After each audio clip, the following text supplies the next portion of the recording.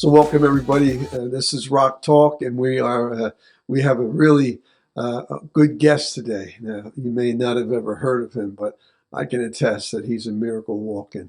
And over the last several months, I've had an opportunity to meet David. And the first time I met him, his wife and himself came to dedicate the baby, one of their children, on a Sunday, and that was the really first time that I met him. And I remember him standing on the stage, and I looked at him, and he looked at me, and I could say in his eyes, he's been through some stuff. You know what I mean? You know, he's been through some things in his life, and I didn't know anything about him. Well, it wasn't too long after that he had come out to church, and he gave his life to Christ. And I remember when he came down, and afterwards I hugged him, and I tell him this to this day, that there was something about him again that I saw.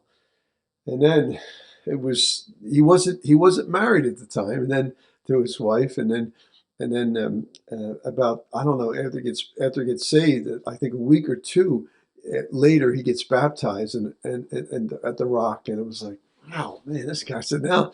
So after I baptized him, I said, now you got to get married. And sure enough, within 2 months, he was married. So he got saved, got baptized, got married, and he's legit. And now he's desired to be a student of God's word. He wants to be a man of God, and he wants to be a provider of God, and he wants to be a helper and a leader of his family. And this is just one story of many that we're going to be getting into over the next several months. But he has an interesting story. I can relate to him straight up from the hood. He came, but yet he's not a statistic, a government statistic. So I'm going to interview my new friend and see what comes out of it. David, good afternoon, buddy.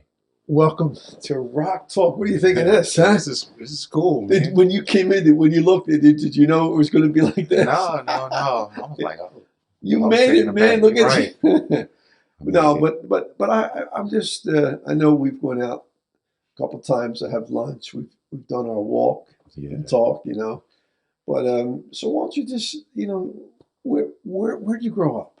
Well, I grew up in Philadelphia, North Philly, and mostly Kensington. Yeah. Over here on H in Ontario, H in Schiller Street. Yeah. From there to D in Indiana. From D in Indiana to all streets I'm familiar with.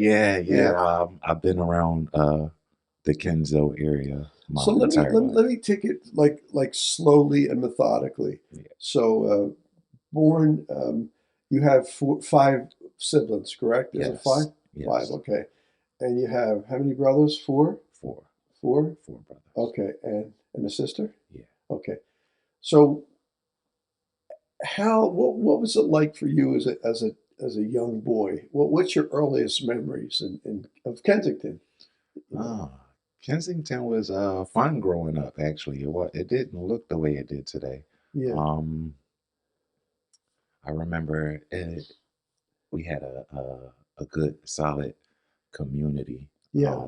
All the neighbors were active with each other. Like the whole block would come out and water fight on certain days. The balloon fights? No, yeah, balloons or water guns. Really? Yeah. Yeah. It'd be like a whole block of people just doing it together. Like, now, was that like a special day for that, or just like it was almost like a normal day. That's pretty funny. Yeah. Okay, so you have good memories, then, of a child. What's your earliest memory you have?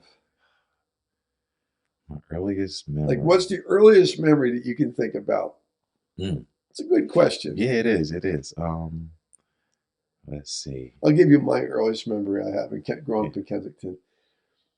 I must have been 3 because we lived on Frankfurt Avenue and it was a snowstorm. I had to be about 3. And what happened was when the trash man would come, I used to hear the truck outside, and then they would whistle. Okay, then you hear them getting the cans and stuff like that. And I'm like, oh no, I don't want to get thrown in there. Like, you know what I mean? Like in a trash truck. I'm telling you, that's my earliest memory of Kensington that I had. Oh man. In Kensington, I could think the first memory that pops in my head is, you probably will probably remember, it was a lady. She used to push around a cart and scream, fresh pretzels. And she had some good pretzels, man. Really? Wow. Oh man. And straight out the Man, shopping cart, she would have like stacks of that's, pretzels, I do and remember. she would just Yeah, walk around yeah, everywhere. I do remember. In fact, I mean, for me growing up here, I painted addresses, I painted railings, I washed windows, I sold water ice, sold pretzels too, but a little, not like she did, but just a little, you know. Yeah. And I think that's like, truth of the matter is, like growing up in Kensington as a young boy, I think I got like an entrepreneurial type of personality because you're out there hustling, like you're Yeah. learning, and Yeah. at least for me, Yeah, no, I got the same entrepreneurial spirit from I believe Kensington. Yeah. And well, we'll talk a little And the bit about people. that too, you Yeah. know. So you grew up. What school did you go to? I went to I mainly got bussed out to Northeast, so I went to Crossing Elementary, Woodrow Wilson Middle School, and then Northeast High School. Did you graduate from Northeast? No, I did not graduate from I got kicked out. You I got got kicked. arrested. Wow. So did you finally graduate from high I school? did finally How did you graduate. like a GED No, I or got a high school diploma from where? from Summit Academy. Wow. How did that all take place? Placement, Like, man. so what grade were you when you were kicked out of school? Ninth. Ninth. Wow. Yeah, my very first year of high Okay. school, I started slinging, Gotcha. You started slinging. So what does selling that? I mean, drugs. a lot of people don't know what slinging means, I man. started hustling, selling Yeah, drugs, yeah, selling selling. drugs. Now, how old? Oh, you want to get into that real Um, quick? Let's do it. I Well, was maybe 14. 14 and you're slinging drugs. Now, what can you let us know what does that mean and how do you what do you do when you sling? What was your responsibility? Tell you what we can do. Wake up in the morning. Mhm. What do you do? What do you get ready? What are you thinking? Go try to go back to that Uh, because there's that's a probably there's that's probably a kids listening to okay. this, So man. this is a disgusting feeling like now, That's but okay. waking up, I used to like my first thought was I gotta get some money. Um, you know, I gotta that was it. I gotta get some You got to money. get some I money. gotta get some money. Okay, so you leave your house Yeah, I would leave. Sometimes I would say I'm going to school and not go to school. and you And would go on the block. I would go to Hartville and Westmoreland Wow. instead. Now you don't have to mention any names or anything No. like that, like of people and that. But so you would go there. Did you report to someone? Yeah, yeah. And there's a reason why I'm saying this Mm, because I totally believe that, like, I know it's been said that within a mile and a half radius of Kensington, where we're at the Rock, it's $1 billion industry with the drug market. And I believe personally that many of those guys that are out there risking their lives, I mean, not caring about the time because they're giving double digits now, mhm. you know, but they're willing to sacrifice everything, their life, their freedom. They have such an entrepreneurial mind if they used it for good, if they used it for something legal. I would say this, I would venture to say that many of them could be Fortune 500 leaders, Fortune 500 club And I leaders. They, would agree. they would they would be CEOs of companies with that machismo that they have. You know what I mean? Yeah, yeah. So I even sense a little bit of that in you once things get right for you, Yes. and that's for another time. But right now, you got up, you reported to the block. Who did you report to? Not name, but Oh, just I your don't even remember a name, so I wouldn't okay. even be able to give a name. But yeah, I will report to somebody. I would just And find what would they they? would call those people caseworkers. They would, case the block. They would control the people who would come and work in the traffic So you would also. report to a caseworker, Yes. and then would he give you? He would give you some work. He would Yeah. give you what do they call it? They call You might get a 10 pack, depending on who you are. If you were known, they would give you more than just one single pack, or if not, you might just get a single pack and they tell you to stand there, finish it, and somebody will be waiting with the next one. Okay, so then, what, do people drive by, No, people walk walk up. by? Okay, now are they people that I know this is the same system is still in place now, Oh yeah, for you sure. know, but the people are they normally like dressed or like are they exact like do they look like they're in suits or Every now and what? then you You, get you get a you get somebody coming from downtown from work or right, somewhere working, and they right. might be on a lunch break just to Gotcha. And come. so you're 14 So years old and you're turned on to this by somebody. yes. How did that happen? Um, One day, well, my mom broke her ankle. My mom broke her foot and was like out of work for a while. This was when I was just turning around. It was a snowstorm that year. It was a really bad snowstorm. Um, so I'm thinking around 98, 2000-ish. It was like a really bad snowstorm. And my mom fell, broke her ankle, wasn't working for a while. And one day I was walking and I seen one of my friends, or I thought he was my friend, and he was selling. So I'm like, man, let me get on, man. I want to make some money too, And he took me to the people he was working for, and that's that's how that happened. Wow. And the rest is history. He's pretty much. Okay, thank God for that. You Yes. know, like really legitimately it's Yeah, history. It's history. Yeah, behind you. legitimately. You're working. What's the most you ever made as a young 14-year-old kid, if you can remember? Oh, man, I used to make. I didn't like coming in the house without like $100. Yeah, So I will always go for $100 a day. right. And there are kids probably make way more than that. Would Yeah, you say? yeah. Did you ever hear about Oh yeah. what would be a number that they would make? Um, Back then, Yes. uh, it depends on how long they would stay outside. Some people would stay outside all week and hustle all week, and go home like and chill for the weekend with like 2, 3 grand. Wow. Wow. That's amazing. And it's interesting because I'm a firm believer in that saying that more is caught than taught. So, Yes. so what you saw, um, hustling. And you took part in, and you said, "Man, I got to get that. I want that." There's something that was fascinating about that, right? Yeah. And then here you are, a 14-year-old kid. Back then, maybe 20 years ago, well, 20, See. 25 years ago, right? Yeah, 20, 26 26 years years. Yeah. ago, you were, $100 was probably like $500 today, Yeah. you know? So here you go. You're back in the day, and you're slinging. Hmm. Um, did you desire in your mind that you really wanted to be big in that? Like, did you want to be a case? Maybe you became a case where I don't know. I mean, Um, how did you progress in that? I only progressed when I started. I guess I would say, buying and selling for myself. Oh, so Just you ultimately got in it for yourself. I did ultimately.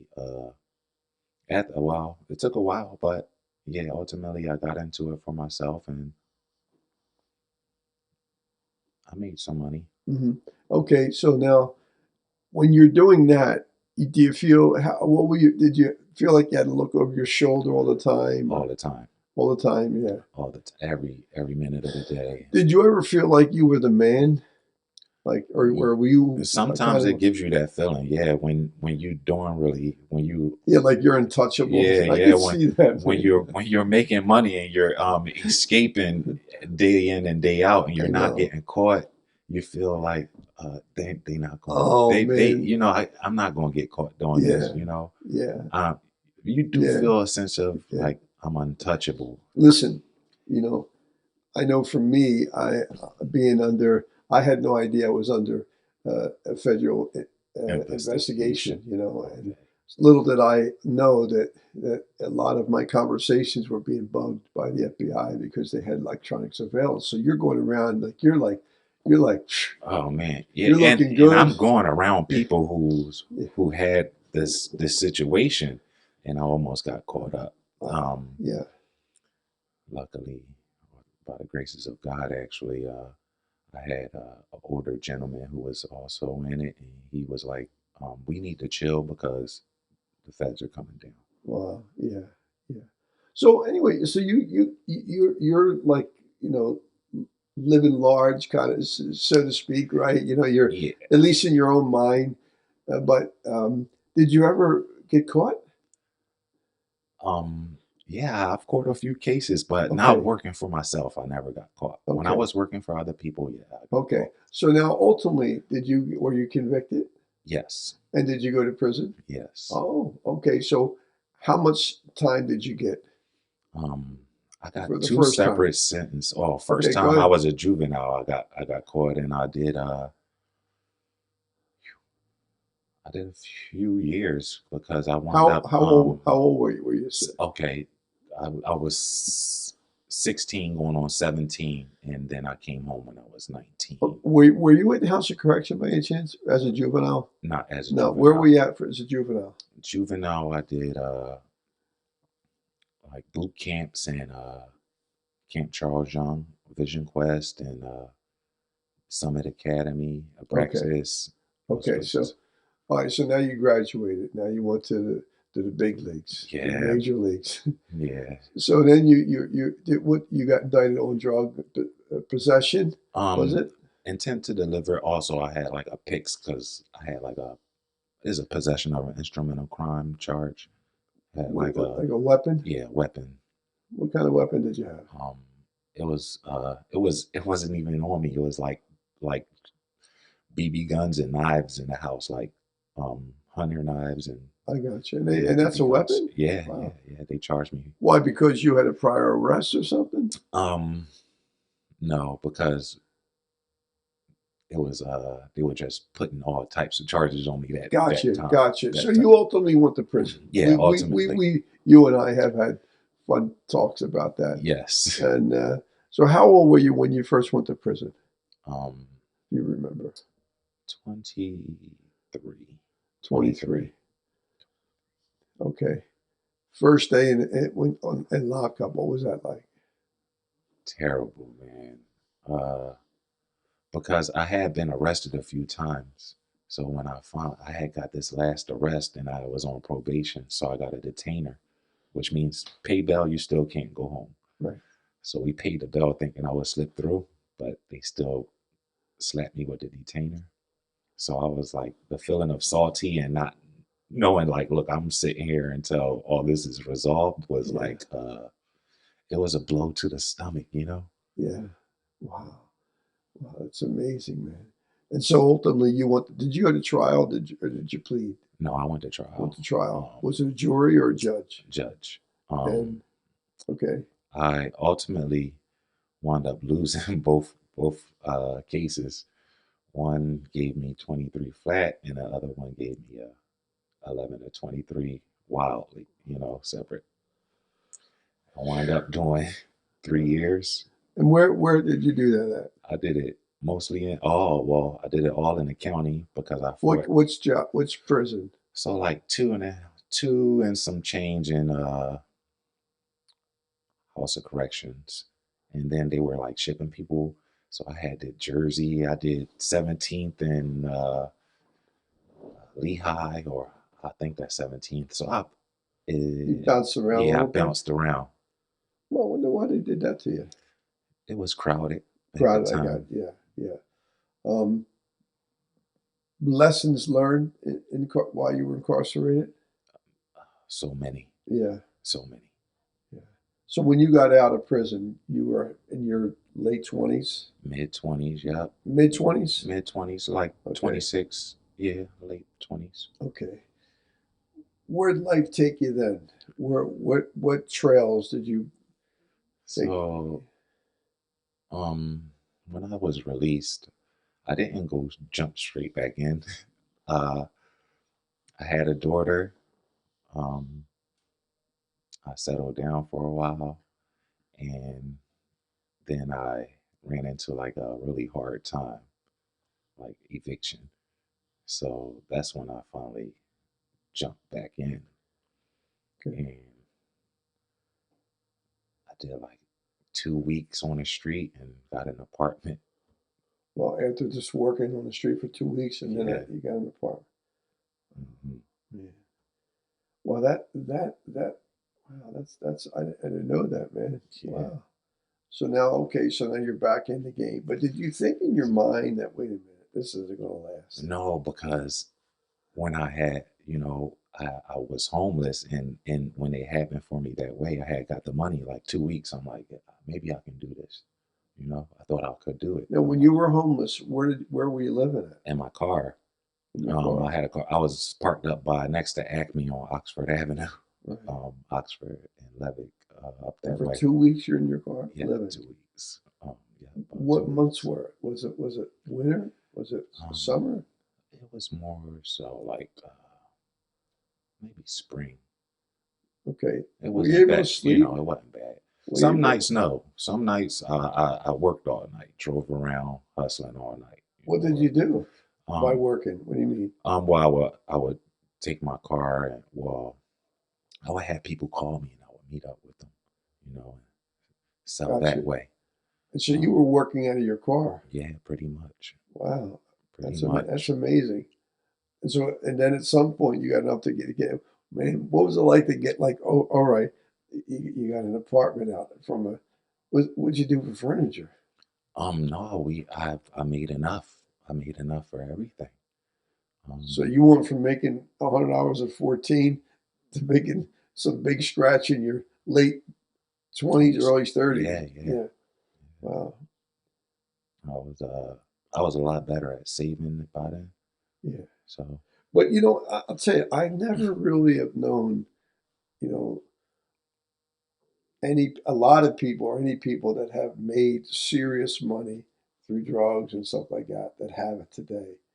How about you? Do you see that mm, common? It's like, isn't it interesting? yeah, it is. It's like you come into all this money hustling, but it you either get locked up, you lose it, or it doesn't work. It, it It don't never pay. it never pays. No pun intended. No, it never pays. So I'll tell you, um, Fast money never lasts. fast money never lasts. Yeah. So my last arrest, which was not a conviction, I had been hustling. So to pick up from where I left off, I got the apartment. I continued. I didn't stop from there. I just thought I could do it. I thought I had it. I was like, I wasn't getting caught, so I thought I was getting away with something.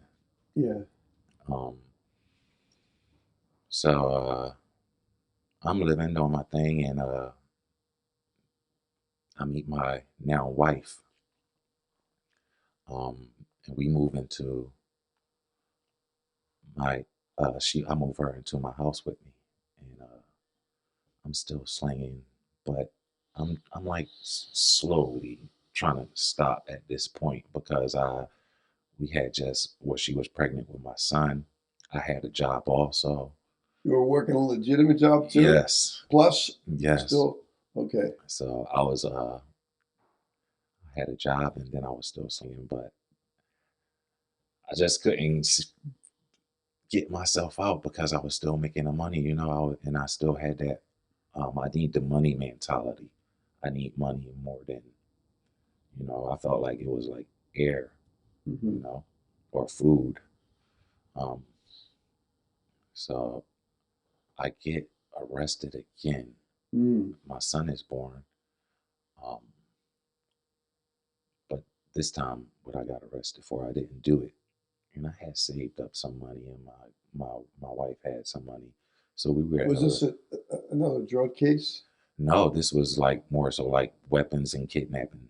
I got you. I got you. Okay. Um, so once I got bailed out, I just didn't feel like hustling was worth it anymore because no matter how far I felt as though I got or how much money I felt Yeah. I saved, it always end up Yeah. going like that. Yeah.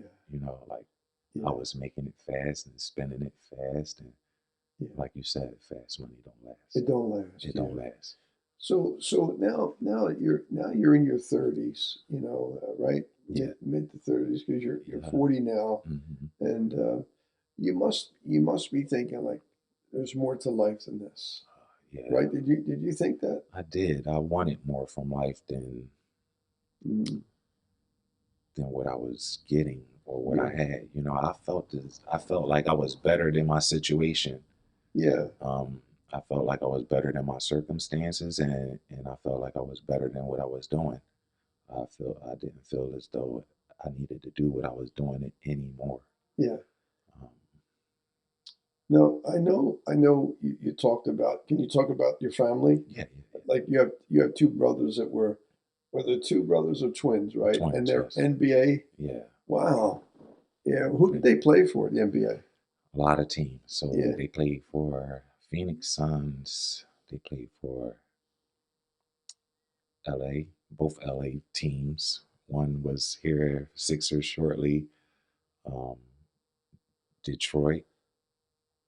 I believe the drafting teams were Yeah. Phoenix and Detroit. So as you were going through this season of your life and all, Mm. your brothers were they playing? Are you older than your brothers? Yes, Oh, you are. Okay. yes. Wow. So they were actually did they get drafted or Yeah, did they from the yeah, they get drafted. wow. So man, did They you got see him when drafted. They went to Kansas College, Jayhawks. okay, so as you're going through this in your life, your brothers are professional basketball players. Are you watching them on TV? I am. Jeez, man. I am. Wow. And did they know what you were doing? Not really. No, okay, yeah. So you kind of kept that to yourself, man. Yeah, Yeah. yeah, All right. So you had an amazing like what a difference in your life, relying on the streets, and now your twin brothers, are both successful athletes, probably making a decent living, hmm and here you are, you're living as a homeless man in a car. You know what I mean? yeah, What a dichotomy, what a yeah, difference. yeah. But I think though, with that being said, I often say this: it's not how you start your life, but how you finish. Another thing, the Bible says that the humble will be exalted, and the exalted will be made humble. You know what I mean? Mhm. The first will be made last, and the last will be made first. So I look at you, and I really, really, you are the epitome of what I think of. It's not how you start out your life, but how you finish. And that's where I want to take us now. I mean, this will be we're going to get together again, but I want to. So now here you go.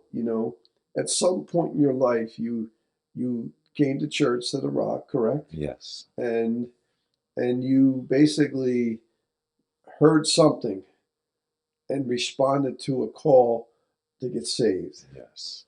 What was that like?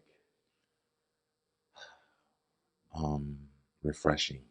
Hmm. It was like a weight off my shoulder. Yeah. Mhm. Yeah. Um,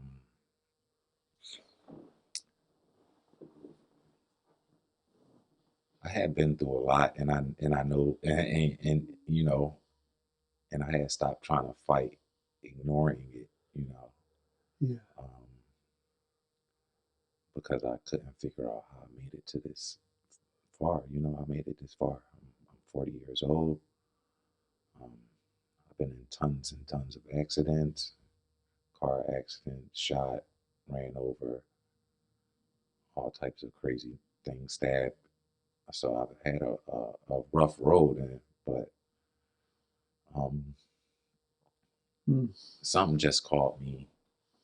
I was just sitting I was living in this one room shack, um, close to my parents' house, and I, uh, I gave myself up right then and there in that room to God. Um, I felt as though mm, the only way I made it this far was because of God. So I So had you did it quietly, but when you responded to the gospel, at the Yes, Rock yes, publicly. yes, Yeah. yes.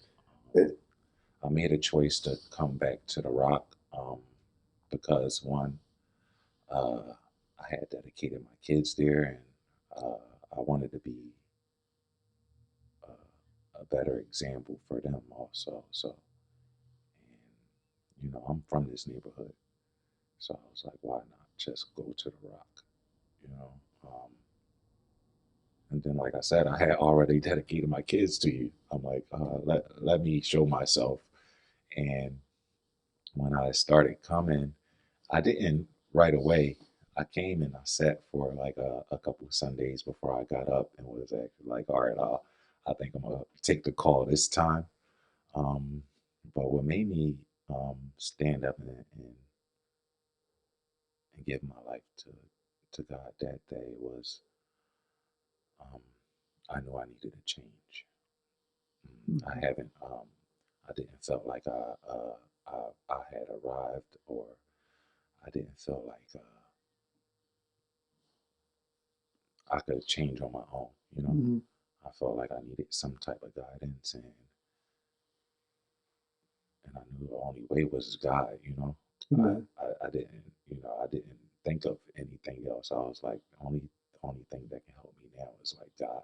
Mm. Like that's what Yeah. that's what made me do it. Well, one of the things with the baby dedication is that you're saying, and that has helped me in my life with my daughter. I have one child. And when she was a little baby, I dedicated her to the Lord. And I know even like to this day, she's in her 20s or mid 20s. And I know that I dedicated her. God's going to help her, protect her, guide her, lead her. Yes. And that's what you did. And a couple of weeks later, you come back and you hear the word of God and you respond to it. And then, like I said in the opening, you go and you say, okay, I want to get baptized. You get baptized. And then so and then it's funny because when you got baptized, do you remember Yes. what I said? Yes. What did I It's say? like you got to get married Oh yeah, next. yeah, in front of everybody. Say now you got to get married. So then you get married, Mhm. and now just kind of hanging with you, and getting together with you, which I enjoy, and like just that you're being discipled now. And what Yes. that basically means is that you're in the book of John. We Mm. we had a conversation yesterday about chapter Five. 5 Yes. with at the pool of Yeah. Bethesda, That's. where the guy was laying there for 38 years. We Hmm. we we had some good Yeah. Yeah. conversation, Yeah. but that's what the Word of God does, man. It feeds us, it strengthens us, it empowers us, it gives us hope that there's that there's more to life than just what we see out there, Yeah. and you see when God does a work in your life, He's working you from the inside out. You know, I mean, see, man looks at the outward appearance of a person, but God looks at the heart. And what's happening now, my man, is that you are doing things now, like we talked about, even things with my wife, like how, you know, like triple grace, Yes. like how I used to, I would beef with my wife down at I would every week, every year we would get a place down the shore, and for some reason, I'm like arguing with her. And she's not taking it. She's like, I said, look, just give me a break, bro. I Mhm. told you. Mhm. So we come up with this plan. When I say triple grace, she said she understands. I'm in my little zone and settle down, buddy, Yeah. suave, easy. You know, Uh, like with you, like you're learning these things, how to be married, how to be a godly husband, how to be a godly father. So different than the way you were raised, yes. but I promise you, that you stay with that and watch what God does. Yes. There's going to come a time where you'll sit here, you're going to be interviewing me. Hey, wait, you'll be asking me, wait, tell me something all the time. I say, okay, this is the way it used to be. Yeah. But my point of it is, He has a plan for your life, you Yes. know. So when I look at you, do you know what I see? A trophy. Like knowing you grew up in the hood, knowing all the things you've seen, the things you've done, you know. And I know right now, you're laid, you got laid off from your job, let go of the Mhm. job, and I know you got something waiting for you. You got a career waiting for you. I'll make this public this way. when you look at this 10 years from now, get that pension thing going, you got everything, hospitalization, annuity, you got all, you're going to say, man, Pastor, but you were right. See, so, but just stay with it, Yes, sir.